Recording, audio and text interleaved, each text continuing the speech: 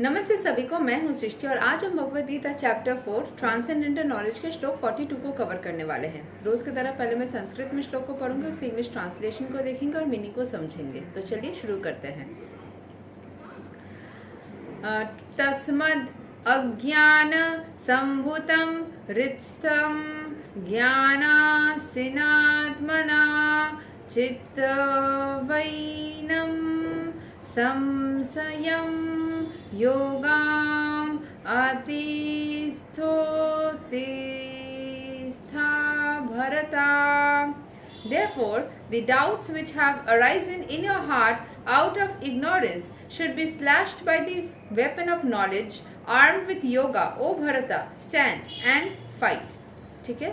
सो कृष्ण भगवान बहुत अलग अलग तरीके से मोटिवेट कर रहे थे हमारे फाइटर अर्जुन को, अलग अलग तरीके से उनको समझा रहे थे कि क्यों उनको अपना प्रोफेशन जो कि है फाइटिंग करना चाहिए, क्यों पीछे नहीं भागना चाहिए, क्यों उसमें सम्मिलित होना चाहिए। तो कृष्ण भगवान स्वयं उनको उनकी सबसे बड़ी मोटिवेटर बनके उनको मदद कर रहे थे। सो यहाँ के एक्सप्लेनेशन को समझ लेते हैं। The yoga system instructed in this chapter is called Sanatan yoga or eternal activities perform by the living entity. This yoga has two divisions of sacrificial actions.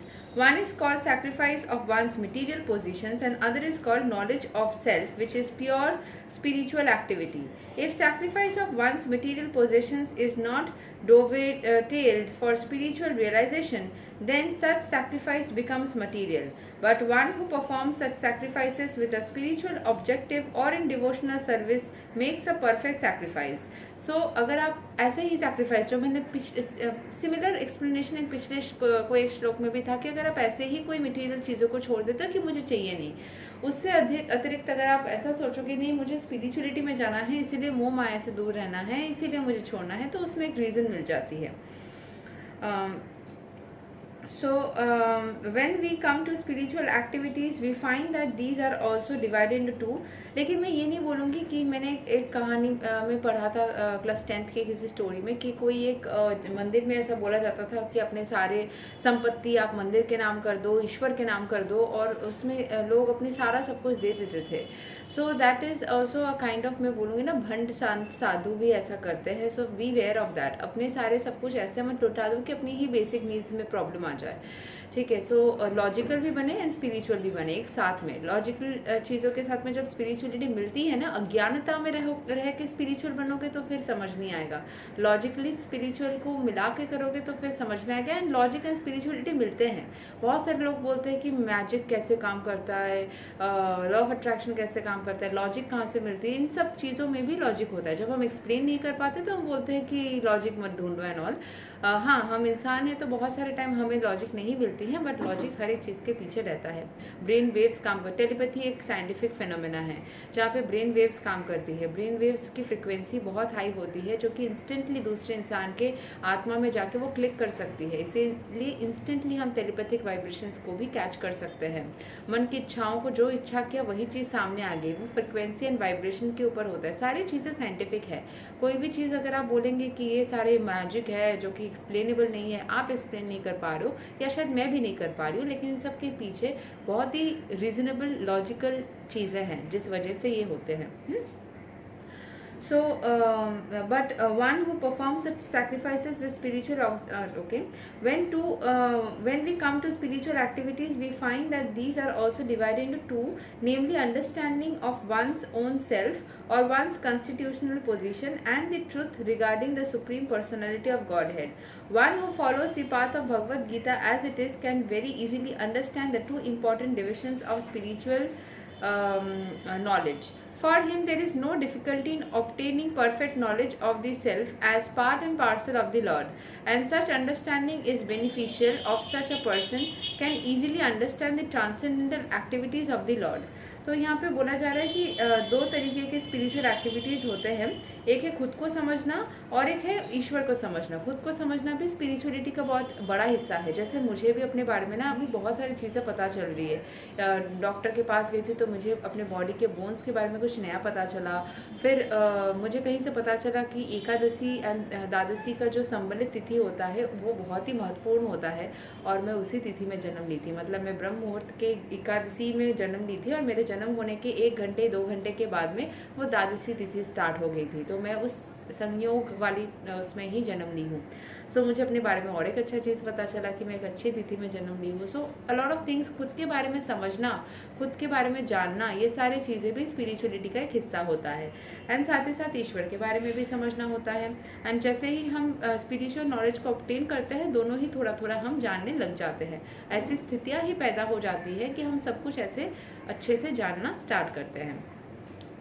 And such understanding is beneficial, for such a person can easily understand the transcendental activities of the Lord. In the beginning of this chapter, the transcendental activities of the Lord were discussed by the Supreme Lord himself. One who does not understand the instructions of the Gita is faithless and is to be considered to be misusing the fragmental independence awarded to him by the Lord. In spite of such instructions, one who does not understand the real nature of the Lord as the eternal, blissful, all-knowing personality of Godhead is certainly fool.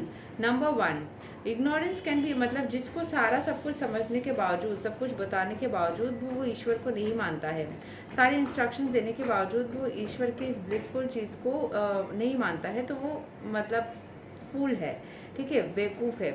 Ignorance can be remove by gradual acceptance of the principles of Krishna conscious. जितना आप कृष्ण को accept करेंगे, धीरे धीरे चीज़ों को समझने लगेंगे, तो आपकी इग्नोरेंस जो है वो दूर होती जाएगी। Krishna consciousness is awakened by different types of sacrifices to demigod, sacrifice to Brahman, sacrifice to celibacy, in household life, in controlling the senses, in practising mystic yoga, in penance, in forgoing material possessions, in studying the Vedas and in partaking of the social institution called the varnashrama dharma. ये सारे छोटे छोटे चीज़, अलग अलग देवी देवताओं के मंत्र जाप से, खाने में बदलाव लाने से, योगा करने से, बहुत सारी प्रैक्टिसेस से आप कृष्ण को और अच्छे से अपने अंदर एक्सेप्ट कर पाओगे। अगर एक्सेप्ट करने में प्रॉब्लम हो रही है तो ज़्यादा करके ये सब चीज़ें कर सकते हैं। All of these are known as sacrifice and all of them are based on regulated action, but within all this activities the important factor is self realization. खुद को समझना, खुद क्यों आए हो, खुद की एग्जिस्टेंस को समझ पाना। One who seeks that objective is the real student of Bhagavad Gita, but one who doubts the authority of Krishna falls back. जो समझता है कि नहीं, कृष्ण विष्णु कुछ है नहीं। मैं बोलूँगी ना, अगर आप ऐसा भी सोचेंगे कृष्ण विष्णु कुछ है नहीं और फिर भी ये सब चीज़ें करेंगे, फिर उससे भी आप कृष्ण को समझ पाओगे। मैंने शुरू में ऐसा सोचा था कि कृष्ण थोड़ी ना इतना कुछ महान है, वो सारे कोई डेमिगॉड जैसे ही हैं, उस तरीके से ही मैंने स्टार्ट किया था। लेकिन फिर बाद में मैंने मिरेकल्स होने देखे।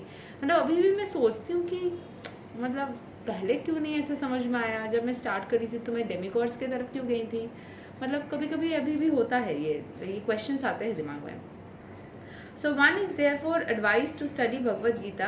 क्वेश्चन सारे मतलब अच्छा है कि आप उसके बारे में सोच रहे हो, समझने की कोशिश कर रहे हो, एक्सेप्ट करने की कोशिश कर रहे हो। One is therefore advised to study Bhagavad Gita or any other scripture under a bona fide spiritual master with service and surrender. A bona fide spiritual master is a disciplic succession from time eternal, and he does not deviate at all from the instructions of the Supreme Lord, as they are imparted millions of years ago to the Sun God, from whom the instructions of Bhagavad Gita have come down to the earthly kingdom. मतलब बोला जा रहा है, जो गुरु होते हैं, जो सच्चे गुरु हैं, उनसे अगर आप शिक्षा प्राप्त करेंगे, वो सेम ही नॉलेज जो करोड़ों साल पहले सन गॉड को मिली थी, वही धीरे धीरे करके फिर अर्जुन को वापस से मिली, और फिर धीरे धीरे करके वो सारे गुरुओं के ज़रिए आता है। तो वो सारे अच्छे मतलब नॉलेज होते हैं। So you can take that if you want, ठीक है। लेकिन मुझे जो है ना, मैं इंसान, इट डिपेंड्स कि मुझे डायरेक्टली ईश्वर को याद करके करना अच्छा लगता है, ठीक है। One should therefore follow the path of Bhagavad Gita as it is expressed in Gita itself, and beware of self-interested people after personal aggrandizement who deviate others from the actual path. The Lord is definitely the supreme person and his activities are transcendental. One who understands this is a liberated person from the very beginning of his study of Bhagavad Gita. तो जो इंसान, यहाँ पे जो बोला गया है कि भगवद गीता को आपको पढ़ना चाहिए, एंड जो लोग सेल्फ इंटरेस्टेड पीपल है, या फिर जो आपको एक्चुअल पाथ से डेविएट कर देते हैं, जो अपने बारे में, मतलब कुछ लोग होते हैं ना, जो मान लीजिए गुरु है, वो या फिर कोई ऐसे भगवद गीता के बारे में बोल रहे हैं और वो चीज़ को ईश्वर ही महान है बोलने की जगह खुद को महान बोलने लग जाते हैं, या फिर कुछ और तरीके से उसको डेविएट कर जाते हैं। उससे बीवेयर, उससे सावधान रहिए।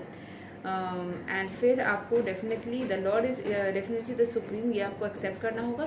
जब भी आप इस चीज़ को एक्सेप्ट कर लेंगे कि जो ईश्वर है, जो इस पूरे सृष्टि के रचनाकार है, तो वही सबसे महान है, इसको जब आप एक्सेप्ट कर लेंगे, भगवत गीता क्या, हर एक चीज़ को समझना आसान हो जाएगा। इसी कारणवश तो मैं गुरु के पास जाने से ज़्यादा अच्छा उस सोर्स एनर्जी को ही गुरु मानती हूँ।